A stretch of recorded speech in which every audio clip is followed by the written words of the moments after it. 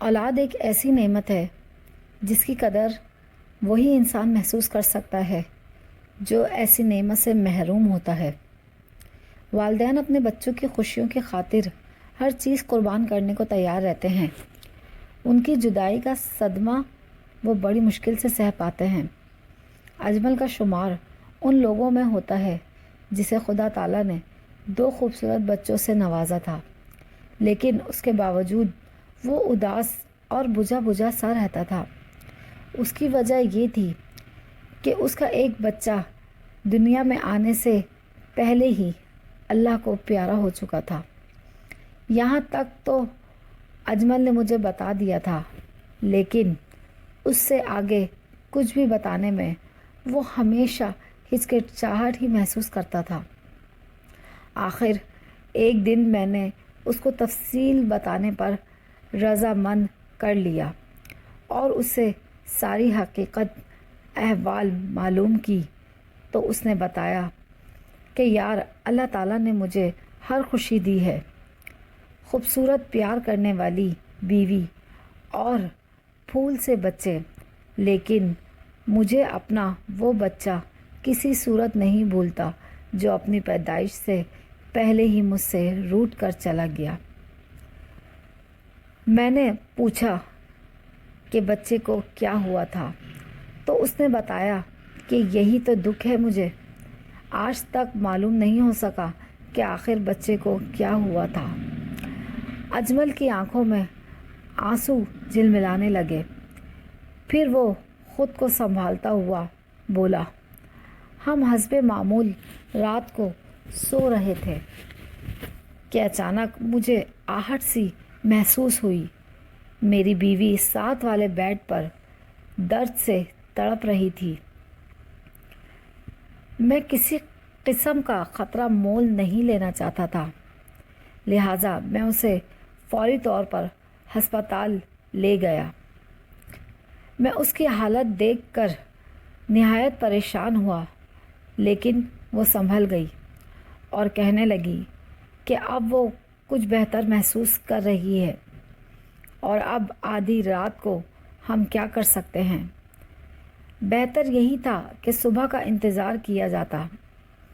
علل صبح ہم مقامی ہسپتال پہنچے تو میں دل ہی دل میں ڈر رہا تھا اور دعا کر رہا تھا کہ خدا کرے ہمارا بچہ تندرست ہو۔ جب مڈ وائف دائی نے معائنہ کیا تو اس نے بتایا کہ بچے کی دل کی دھڑکن کام نہیں کر رہی۔ چنانچہ میں نے اپنی بیوی کا الٹرا ساؤنڈ کروایا اور میرا ڈر حقیقت بن کر میرے سامنے تھا۔ میں نے مانیٹر میں اپنے بچے کی شبیہ دیکھی جس کا نام میں پہلے ہی خرم رکھ چکا تھا۔ ڈاکٹر نے آخر کار کہہ ہی دیا کہ مجھے افسوس ہے، میں آپ کے بچے کو نہیں بچا سکا۔ میں بچے کا سانس بحال کرنے کی کوشش میں ناکام ہو گیا۔ یہ سنتے ہی کمرے میں سکوت طاری ہو گیا۔ میری آنکھوں سے آنسو جاری ہو گئے، جبکہ میری بیوی روبینہ سسکیاں لینے لگی۔ میں بھی خود پر قابو نہ پا سکا۔ ہم دونوں اپنے بچے کو کھو کر نہایت غمزدہ تھے۔ ڈاکٹر نے بتایا کہ روبینہ کو ابھی ہسپتال میں ہی رکھا جائے گا اور 4 دن بعد بچے کی ولادت ہوگی، تب تک انہیں یہیں رکھا جائے گا۔ میری خواہش تھی کہ میں اپنی بیوی کے پاس ٹھہروں، لیکن ڈاکٹر نے اس کی اجازت نہ دی۔ چند دن اسی طرح سسکتے اور روتے ہوئے گزر گئے۔ زبیدہ بھی ہسپتال سے فارغ ہو کر گھر آ گئی۔ میری بیوی نے آنے والے مہمان کے لیے نہایت خوبصورت کپڑے اور کھلونے تیار کر کے الماری بھر رکھی تھی۔ وہ ایک ایک چیز کو اٹھا کر چومتی اور آنسو بہاتی۔ بڑے بیٹے ثاقب نے پوچھا کہ یہ کس کی چیزیں ہیں؟ تو اسے یہ کہہ کر ٹال دیا کہ تمہارے چھوٹے بھائی کی ہیں۔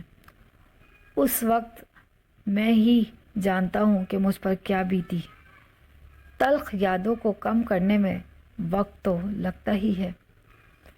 اجمل ذرا ٹھہر کر بولا، وہ گھر جہاں چند دن بعد بچے کی کلکاریوں کی آواز آنا تھی، اب وہاں بالکل خاموشی تھی۔ ہم دونوں میاں بیوی سارا وقت اداسی اور غم کی کیفیت میں گزار دیتے تھے اور بڑے بیٹے سے بھی غافل ہوتے جا رہے تھے۔ کچھ عرصے کے بعد میری بیوی دوبارہ امید سے ہوئی۔ اس مرتبہ ہم ہر قدم پر چوکنا رہے اور پھر اللہ نے ہمیں خوبصورت بیٹے سے نوازا۔ بچے کو پانے کی خوشی بھی تھی، لیکن پہلے بچے کے کھونے کا غم نڈھال کیے ہوئے تھا، لہٰذا ہم اس بچے کی خوشیاں مٹانے سے قاصر رہے۔ بڑا بیٹا اپنے بھائی کو پا کر بہت خوش تھا۔ وہ سارا وقت اس کے لیے کچھ نہ کچھ کرنا چاہتا تھا، لیکن میری بیوی بھی اس بچے کی شکل دیکھنے سے گریزا تھی۔ ایک لڑکی بچے کی دیکھ بھال کے لیے رکھ لی گئی، وہی اسے سنبھالتی تھی۔ میں نے اجمل کی ساری باتیں غور سے سنی اور اسے سمجھایا کہ تم جو کچھ کر رہے ہو اس بچے کے ساتھ ناانصافی ہے۔ یہ بھی تو سوچو، خدا تعالیٰ نے اگر تم سے کوئی چیز چھینی ہے تو اس کا بدل بھی تو دے دیا ہے۔ تم یہی سمجھو کہ خدا تعالیٰ نے تمہیں وہی بیٹا دے دیا ہے جو تم سے دور چلا گیا تھا، لیکن دل ہے کہ مانتا نہیں کہ مصداق اجمل پر کسی بات کا اثر نہیں ہو رہا تھا۔ دن مہینوں میں بدل گئے اور اجمل کا بیٹا چلنا سیکھ گیا۔ ایک دن میں اجمل کے گھر گیا تو دونوں بچے لان میں کھیل رہے تھے۔